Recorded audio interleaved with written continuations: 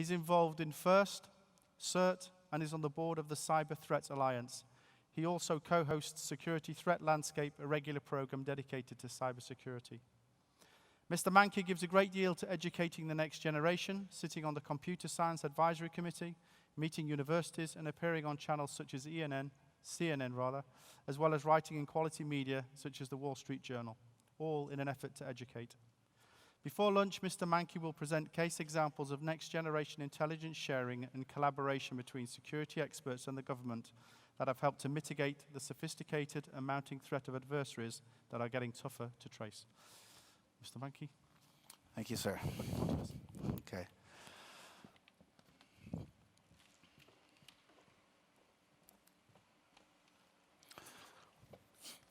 Rats, rats, rats.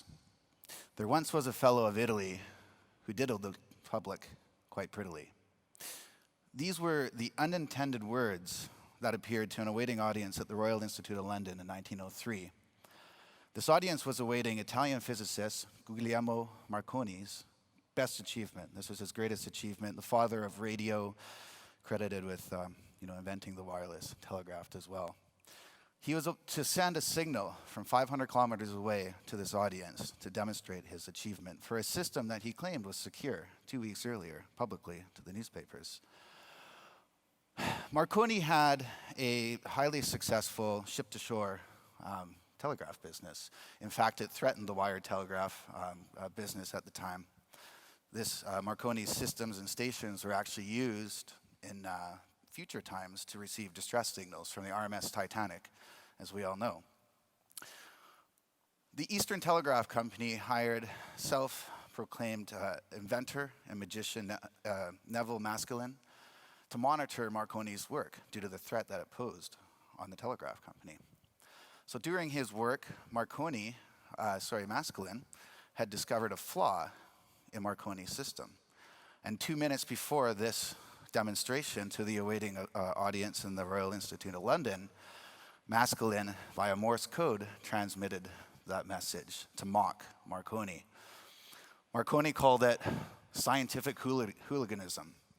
Maskelyne justified his grounds, saying, I wanted to let the public know about these security flaws and vulnerabilities so that we can do something about it and act together. Of course, this is all now, in modern day, the topic of security vulnerabilities, responsible disclosure. This is widely regarded as the first hack to technology, modern technology. But when we talk, and I'm here today to talk to you about mapping the adversary threat intelligence, when we think about this, in this case, it's quite simple. It's easy to map the malicious actor. Marconi came out, going against Maskelyne, making all these claims of scientific hooliganism. Maskelyne came out saying his justification. So we knew the malicious actor. It was one flaw, one vulnerability. Very easy if you're going to put this in a database of threats or think about it. Now, if we fast forward to the birth of the modern computing era, what we refer to as the Epoch. In computers today, they operate on something called an I-time, which is a counting clock from the Epoch, January 1st, 1970, 00 GMT. The world's first computer virus, called the Creeper, was invented here as a proof of concept, ran on the 10X operating system, PDP computers back then. It's very simple, just spat out this word. I'm the Creeper, catch me if you can. Again, one virus, one solution. There was a Reaper worm created to delete this in 72.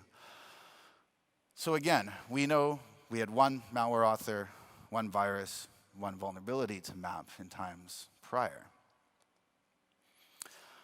Moving past that, of course, 1988, we had the Morris worm. 99 lines of code, infected 6,000 systems, caused about $10 million in damage. And in fact, it caused DARPA to actually fund the world's first CERT at the time, Computer Emergency Response, because the damage was real.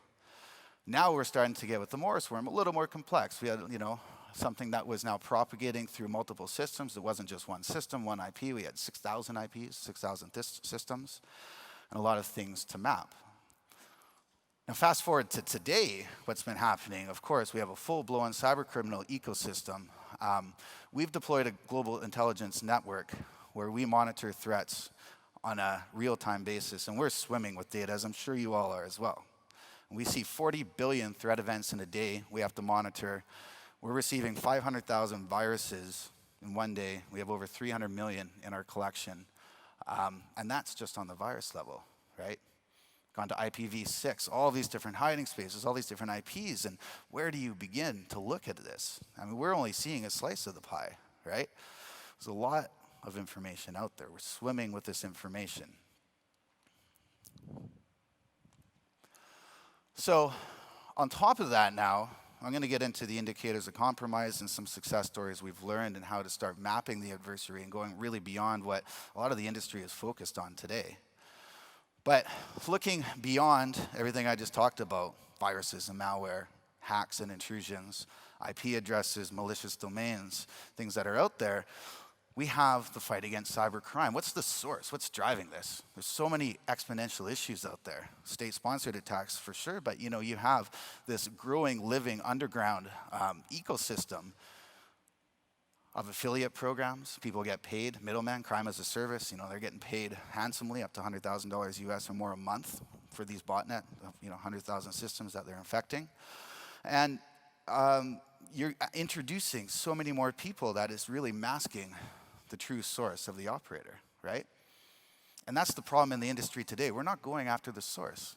A lot of people in the security industry are focused on the day-to-day reactive business. But an analogy, if you're law enforcement and you're trying to take drugs off the street, are you going to go to the kingpin or are you going to go to all of the dealers on the street? It's ineffective to go at that tier level.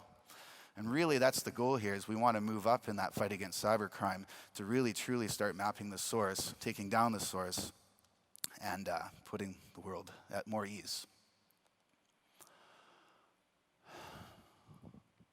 Some of you may recognize this guy.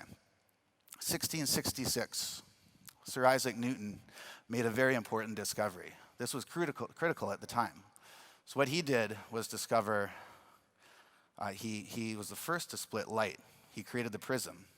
So he took one carrier, one signal, a white beam of light, put it through an apparatus that he invented, which of course is the prism as we know it today. This split the light, of course, into an array of all the multicolors that the spectrum of colors. And it was a critical discovery at the time. But it was still before its time, right? It's one thing, I always say you can only protect against what you can see. So first of all, you have to gain the visibility. Do you have the proper intelligence in your network? Do you have the proper devices to give you that? Do you have the proper channels? Do you have the proper partnerships in the industry? Sir Isaac Newton back in 1666 came out with this invention, but nothing was really done with it. Not until about 150 years later, where Joseph von Fraunhofer invented the spectroscope. This was in 1814. He invented an apparatus or a device to take that carrier of light and actually apply science to it. He discovered the Fraunhofer lines.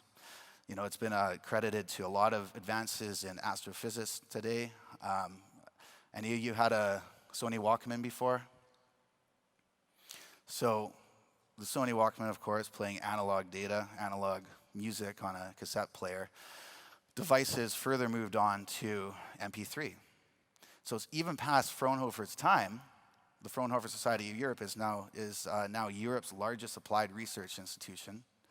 It's 24,000 employees, a €2 billion budget. And this institution created the MP3 that's widely deployed now, taking raw data and applying it to science.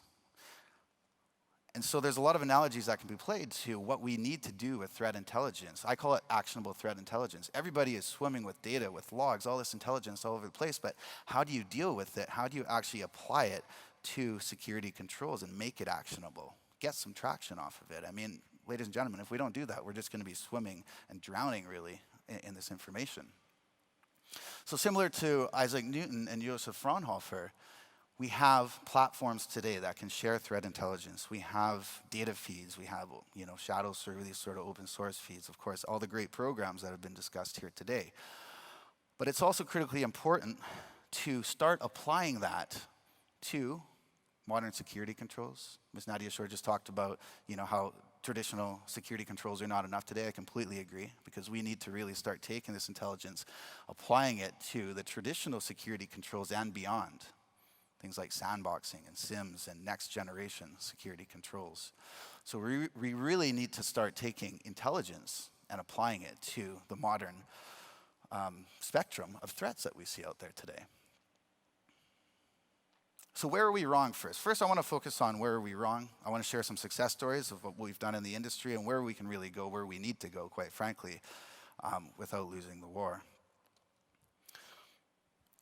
Counter-threat intelligence. It's no secret that cyber criminals know about us, the security vendors, about all the intelligence programs.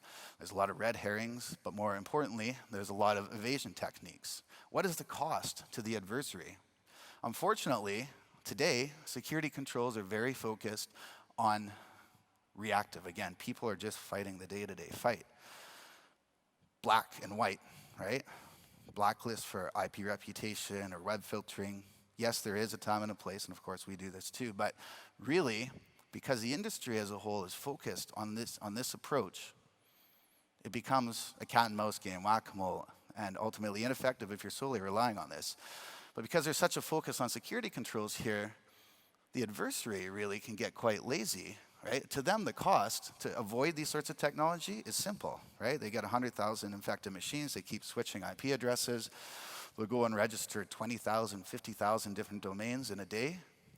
So to them, the cost is very simple. Now, if we start focusing outside of the circle on the tactics, procedures, behavioral detection, looking at the actual adversary themselves and their methods and underlying things beyond what I call the big three IOCs here, IP addresses, domains, malware, samples, and hashes, then we start really pushing back against the adversary and making them change their tactics, which is a lot more difficult and expensive, and quite frankly, they're not used to it. So this is where we need to head to start beating them to their game. Also, of course, things like stick syntachy and intelligence languages, correlating these as well. But speaking of correlation, where are we wrong? The current formula is broken.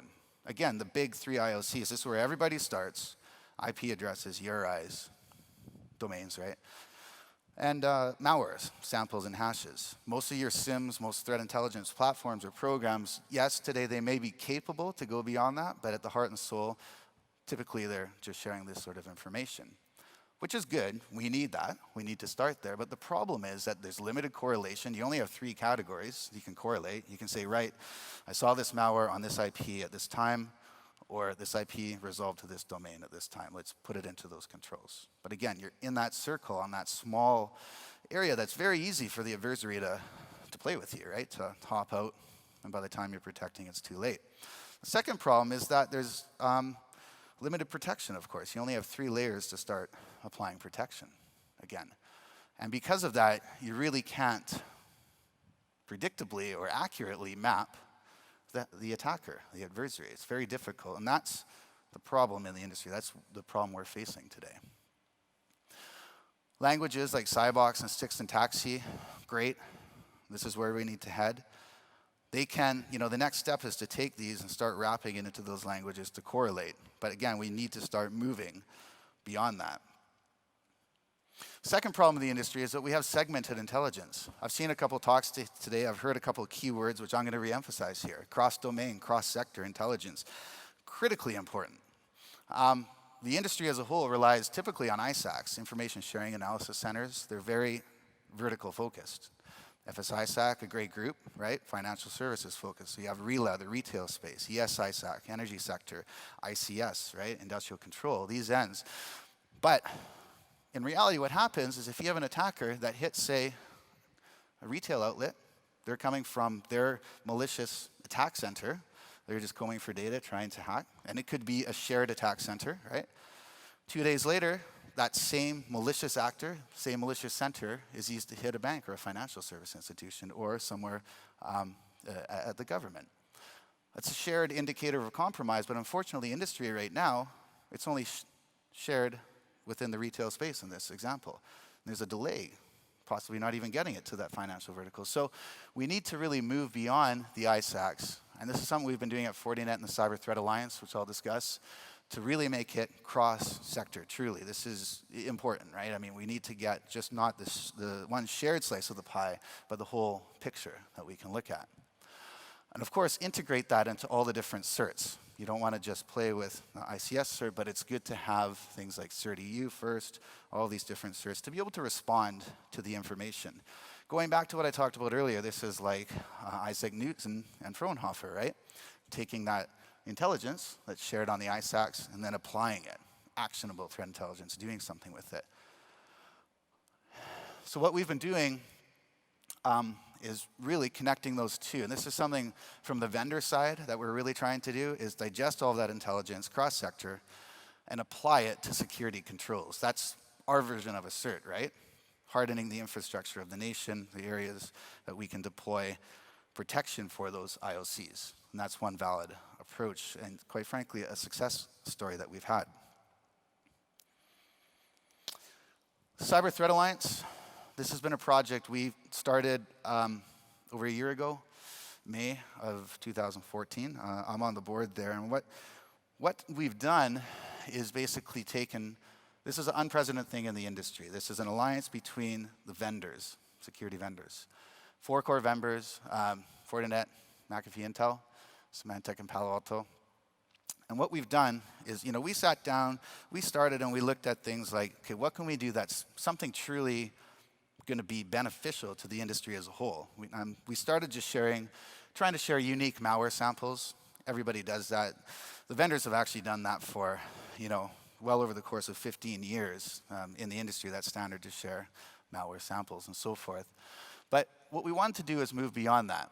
So we had 4 core vendors. We worked with groups like the DHS, MITRE, now OASIS. It's a standards organization that's taken on sticks and taxi. So we've joined the technical committee there on OASIS to shape the protocols, the way you can actually change and move this intelligence and map it. We've had a lot of interest, over 120 applicants. And what we wanted to do was pool and combine our resources together. So we've had a project running now for the last 3 months, whereby each vendor agreed to pool 2 researchers. We took 2 researchers, 8 researchers in total. We held weekly calls between the researchers and focused on one attack campaign. And we've uncovered a new version, a new attack of ransomware, crypto wall version 3. So this was taking the approach here, and this is what I kind of want to emphasize as one of the key takeaways, is when you work on these projects, not running too fast, not starting with the automated mechanisms. You need those trusted relationships. You need, in our case, the researchers, the applied research. You have to start with that and then start running with it. So we've uncovered the CryptoWall v3 campaign. This is a 3-month project.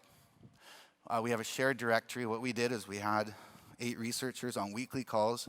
We started simple. We weren't going into fancy automated machine learning mechanisms. We had a shared directory of the IOCs that we're uncovering, pooling it together so all the researchers could look at it, comment, talk about it on the weekly calls. From there, we started developing a white paper, and it's a big one. You're going to see it released in about a month, a 76-page white paper on this campaign. But more importantly, through the research, we uncovered unique new IOCs that starts mapping the adversary here. 4,000 new variants of ransomware, 840 command and control hosts, 49 unique identifiers that map to the adversary here, and 100,000 infections, and so forth. Again, the goal of the Cyber Threat Alliance was to combine this research. The white paper is good for the industry, and we're sharing the IOCs, but the goal of the CTA is to take the core security vendors, take that intelligence, and then each vendor is up to them to apply that to their technology and controls. That's the benefit to the industry. We can all uniformly start applying protection, right?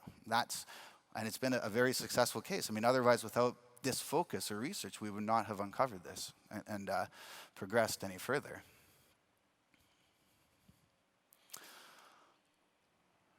Okay. PT Dark. So this, on my team with FortiGuard, we have about 200 people in our security operations center globally. And internally, we do our own research as well. So recently, we had a big data problem, right? As everyone does. The car alarms are swimming the logs, like I said, 40 billion queries in a day. We started digging things out with algorithms, taking machines to find potential attack campaigns and escalate it up to our human analysts. We managed to find, starting with the big data, 7 linked attack campaigns in this case. These were drive-by downloads, so sites that were infecting systems with a pretty nasty spy Trojan. We mapped it down to 20 ASNs. For those of you who might not be aware, an ASN is a routing block, so it's really a way to isolate activity coming from the networks of the source, right? It's not just one IP, but more of a center, data center sort of operation. And what you're going to see with threat intelligence is we took a top-down approach. This is the drill down. This is the way we need to head. As an example, on the first campaign, we actually just discovered originally 1,500 domains. So these are just websites that were attacking people. That's easy to find for a lot of people, and that's something you'd probably have in your SIM, right? Or in your intelligence solution saying, hey, these 1,500 campaigns are bad, but there's no context there, there's no correlation. So what we want to do with threat intelligence, again, is to start digging down from that campaign and see where we can go. So we went a little further. We resolved the domains to the IPs. Again, that still falls in the realm of the big 3, as I mentioned, those big 3 IOCs, domains and IPs and malwares. But from there, we started looking at tracing it down using other tools, using our partners. As an example, we used a company in Seattle. It's called Domain Tools, great company, very close to our data center in Vancouver, Canada. And we used that to cross-reference through a massive data set, big data, to find associated registration email addresses, right? So now we're going beyond that big 3 and starting to look at user information, email addresses that are registered to these domains, and so forth. And we took this approach for 7 campaigns, and ultimately there was a shared set of indicators of compromise that we found that mapped to one adversary. So I'm just going to walk you through this quickly. This is the mindset that we approached again. You know, we started with these 40 billion queries a day, the big data coming into our systems, found the initial compromises. We knew these sites were bad. They were attacking people, right? From there, once we found the attack domains, we started using alternative tools and our partners to start digging in, querying this data further. Through that, we mapped 3, this is on the first attack campaign as an example. We mapped 3 email addresses, 1 username that were all related as we started to drill down into this campaign. Now, taking those email addresses further, we started digging further, so we're drilling down more, and for each email address, then we started saying, hey, we know this is maliciously attributed to these first ones that we found. What else? And that's how we started proactively discovering all these other attack domains, 200 in each case. So again, this is something we normally would have not have found, but through this approach, this multi-pronged approach, we started uncovering and unearthing more. And this is the map, right? This is how you start following the map, or maze, if you will, ultimately to the adversary. So we had a total of about 1,500 domains in this case that all mapped down to around 100 different IPs. So now you start filtering it, right? You're taking that big data, it's 1,500 domains. A website, you know, can resolve to multiple IPs sometimes. In this case, we boiled it down to 100. And those 100 hosts all resolved to 1 block operating. So now we've taken a complex problem, initially with 40 billion events on a daily basis, and we've threaded the needle and put it down to 1 attack block that we discovered. And this is the route. Once you have that, now you're much closer to mapping the adversary and finding the malicious actor. This has been a successful approach. And, you know, again, it's similar to Fraunhofer. Once you have this intelligence, how do you use a tool? How do you develop a tool and start digging down into this information further? I think it's critically important. I know we don't have too much time today. We've learned a lot from this experience. I encourage you to go visit the workshop, Mapping the Adversary Lessons Learned. My colleague Simon Bryden will be discussing some more of this on a drill down basis and threat intelligence in general. My message to you again, and is, I guess, three main points. I would say 1, Again, as I said, we need to crawl before we walk. We need to walk before we run. The best approach in my experience and through the Cyber Threat Alliance and our research is to start crawling by introducing the human elements. Don't start with the machine automation. Build the trusted partners, the relationships, the applied research, those tools. You need that. It's critically important. And then number two, start taking that information and walking with it. Develop some automation controls. Plug into networks, these great ones that are described today. Within those networks, then, you can start running, right? You can start applying the two, escalation, taking all that automated information and applying your tools to it and using it. And this has been a successful approach for us, too. Number two, move beyond the big three, IOCs. IPs, URIs, domain, that's great, but we really need to get beyond that to the sorts of scenarios I just described. And then, of course, number three, once you have all of that, we need to start sharing that cross-sector, as I said, cross-domain, regionally, here, obviously within the Alliance, is critically important, and then beyond.